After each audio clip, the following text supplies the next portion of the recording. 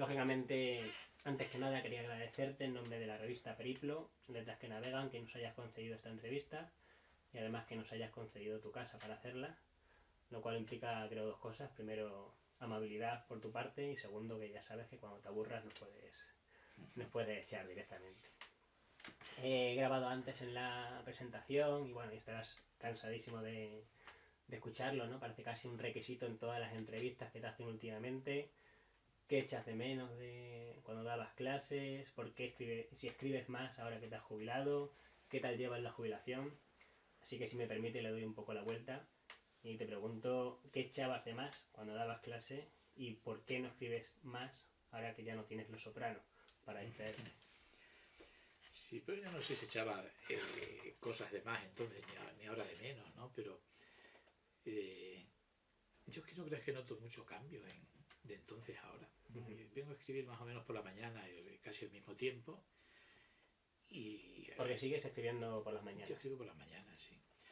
Y como antes tenía un horario, no todos los días, pero tenía un horario generoso en el instituto por parte de los jefes de estudio, pues no escribo más. No. Me he fijado antes. ¿Ese sigue siendo tuyo? No, ese es el de María José. Digo... Ese es el de María José.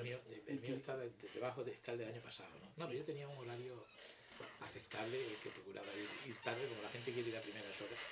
Entonces no he notado yo mucho cambio en ese aspecto. Y desde luego yo es que no soy capaz de estar escribiendo. Hay gente que dicen que escriben 8 horas, 10 horas y tal. Yo no soy capaz de estar 8 o 10 horas escribiendo. Hombre, una vez sí que lo hiciste, ¿no? Con Amaza la Dama. No, pero escribía 3 horas por la mañana, 4 como mucho, ¿no? Sí. Me ponía a las 7, de 7 a 11, por ejemplo, algo así. Eso sí. Pero además fueron 15 días. Eso este verano también, una de las cosas que... Él dice fueron 15 días, fue hacer el esqueleto de una novela en 15 días. Sí, no, pero prácticamente estaba entera en 15 días, luego ya fue retocarla, ¿no? Pero eso, por ejemplo, este verano también en cierto modo lo he hecho digo, a ver si con esto de la jubilación no se puede imponer una tarea. Y me he puesto una tarea de escribir, luego creo que no vale la mayoría de las cosas que he escrito, pero escribía pues, unas 500 palabras diarias, pero eso sí, me ponía a las 7 o 7 y media o las 8, hasta las 11 o algo así. Yo creo que más de 3 horas me cuesta, a no ser que tenga que terminar algo.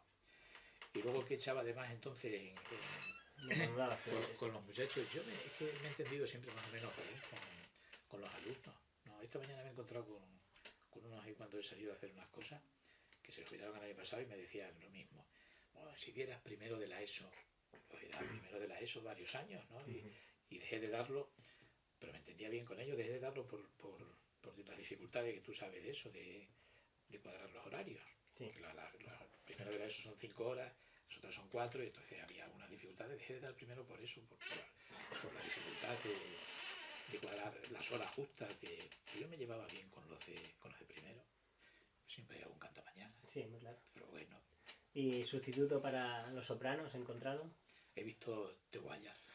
¿Qué tal? Casi es mejor, yo creo. Sí, yo todavía la tengo en reserva. Son 60 capítulos, sí, lo he estado viendo ahora. Terminé hace 10 o 12 días. Ajá. Claro, no lo he actualizado en el blog y no estaba... no he puesto nada, ¿no? Pero es más compleja. Yo creo que es mejor. Me hace gracia porque dicen The Wire cuando sale el título. Yo lo he visto, 60 capítulos. Tengo por ahí más. Pero ahora voy a descansar. Los Sopranos, es que veía a veces 3 capítulos en un día. Veía uno por la tarde y 2 por la noche. Bueno. Y luego he visto otra, ahora que se fue María José unos días. He visto una miniserie del mismo de The Wire, Generación Kill. Sobre la guerra de Irak, que son 6-7 capítulos, me parece que era. La he visto, está bien. Tengo por aquí apuntado que hace 3 años, en una entrevista en El País, el titular era bastante claro: he ido rindiéndome a la emoción y al sentimiento. Y era por si 3 años después te sigues reconociendo en ese titular, si crees que es una buena síntesis de la evolución de tu obra, o si en cambio a lo mejor conversación sobre todo puede haber cambiado un poco los términos de esa capitulación. Lo que pasa es que los titulares, ese en concreto los ponen los periodistas. Sí. Y ese titular proviene de... No voy a decir yo que esté descontextualizado, ¿no? pero proviene justamente del cerco oblicuo. Ajá. Cuando se publicó el cerco oblicuo, salió una reseña en el... Yo creo que fue... Ya era Babelia ya entonces. Escribió una reseña Landero. Sí. Y hablaba de la frialdad, del predominio de la razón sobre el sentimiento, de la razón geométrica, cosas así de ese tipo, ¿no? Y entonces, pues, tiempo después, en la entrevista esa que era de Sánchez Arguindey, decía si seguía reconociéndome en aquello que había escrito Landero a propósito del cerco oblicuo. Y entonces debí decir, pues, supongo que quizás en relación con Campo de... Como bolas blancas, sí. Ese sobre todo. Pues debí decir eso. Paradoja del interventor para mí también, pero vamos, a mí me sorprendió a lo mejor con el espíritu áspero y con conversación. Lo que pasa es que en Campo de Amapola y algunos pasajes del espíritu áspero, pues yo creo que sí que son o pretenden ser emotivos, ¿no? Incluso en conversación que tú mencionas, el primer relato es emotivo, pero el último, de hecho yo tenía mis dudas sobre si incluir ese o no incluirlo. El primero justamente por eso, porque yo creo que era emotivo y me daba la impresión de que podía rozar un poco la cursilería en algún momento, ¿no? Entonces, en comparación, por ejemplo, con el último, que sería volver otra vez a lo contrario de la emoción y el sentimiento, pues... Entonces, bueno, lo que pasa es que quizás cada libro, cada texto, cada cuento, cada novela requiere una disposición, y a veces es bueno que sean emotivos, y a veces el cerco oblicuo, por ejemplo, pues tenía que ser una cosa fría y geométrica, ¿no? Prusiana, decíamos. Eso en cuanto a lo mejor el sentimiento y la emoción, pero también...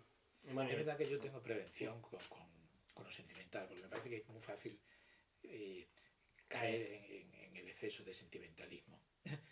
Y lo que pasa es que luego como lector tampoco me disgusta. Si una novela está bien escrita, aunque sea muy sentimental, no me disgusta, pero yo sí tengo una cierta prevención. Sí. Hombre, para mí incluso Mísera fue señora la osadía o el cerco oblicuo sí que son bastante sentimentales y bastante románticas, pero con una coraza muy amplia, ¿no? Un sitio de pedantismo y en el otro de también esa filosofía, pero... Sí, porque en Mísera el narrador era muy pedante, pero era una forma de ocultarse detrás de la pedantería. Sí, pero como fondo a mí sí me parecía sentimental, y el cerco oblicuo más todavía. O sea, luego hablaremos de ella si quieres, pero... Sí, porque el cerco oblicuo el personaje es incluso más solitario y más...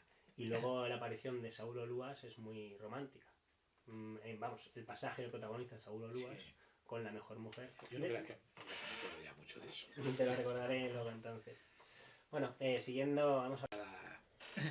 Cada historia que se escribe, en cierto modo, requiere un tratamiento. Y una vez que se encuentra el tratamiento, que a veces hay que darle muchas vueltas, pues, no me voy a decir que camine solo, pero se impone. O sea, encuentras una forma que crees que es adecuada a lo que se quiere contar. Y claro, no es lo mismo escribir, por ejemplo, Mísera fue señora la osadía, o el cerco oblicuo, que están escritos en primera persona, igual que Campo de Amapola, que el espíritu áspero, que requiere otra distancia, ¿no? Y ser un libro mucho más narrativo en el sentido de contar, mucha más peripecia y contar por contar, ¿no?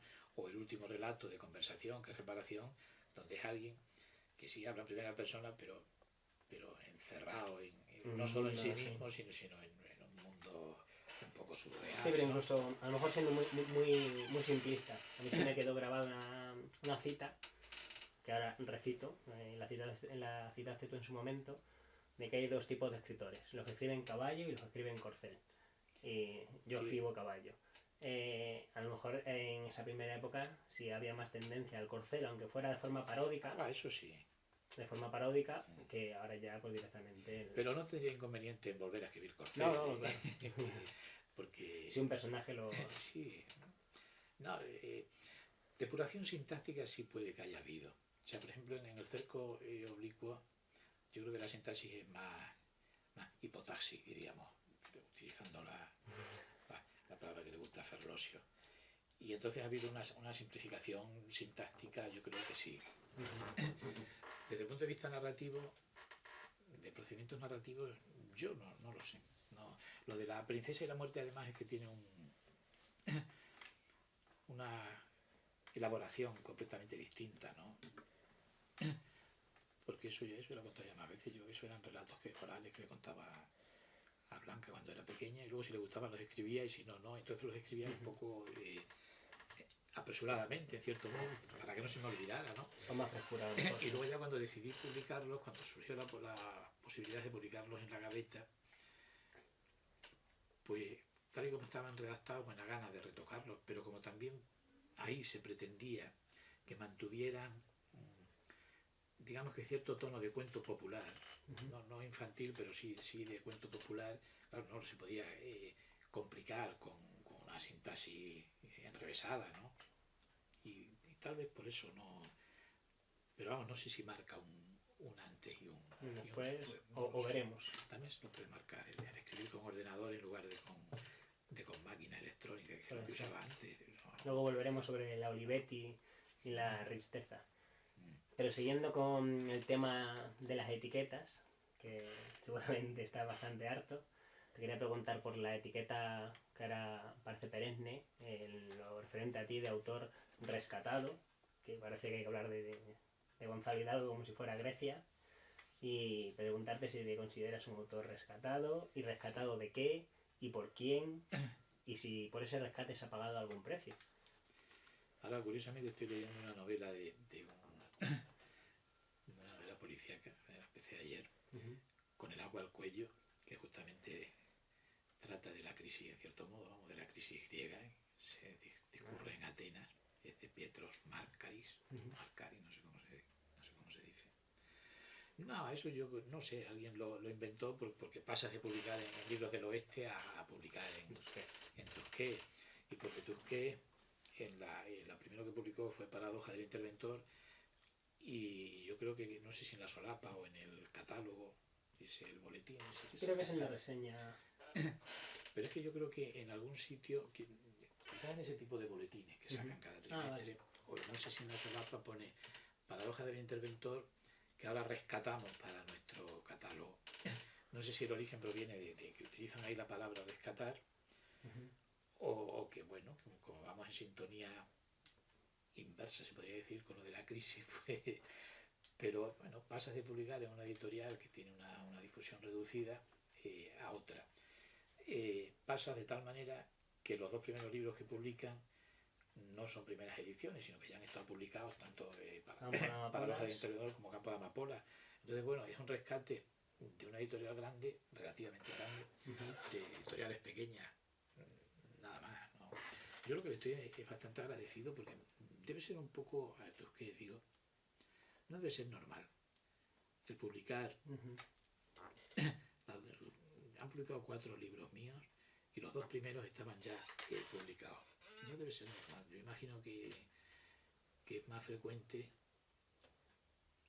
publicar un libro nuevo, y si tiene una cierta aceptación o si se vende mucho y demás, entonces sí rescatar o recuperar cosas antiguas, pero esto... Iba a decir también sobre ese tema, en conversación, en el relato Aquiles y la tortuga, hay un momento que dices, leo literalmente: Petrus es personificación de la más desdichada paradoja, a saber, nunca se deja de ser lo que se ha sido y siempre se es lo que nunca se ha llegado a ser.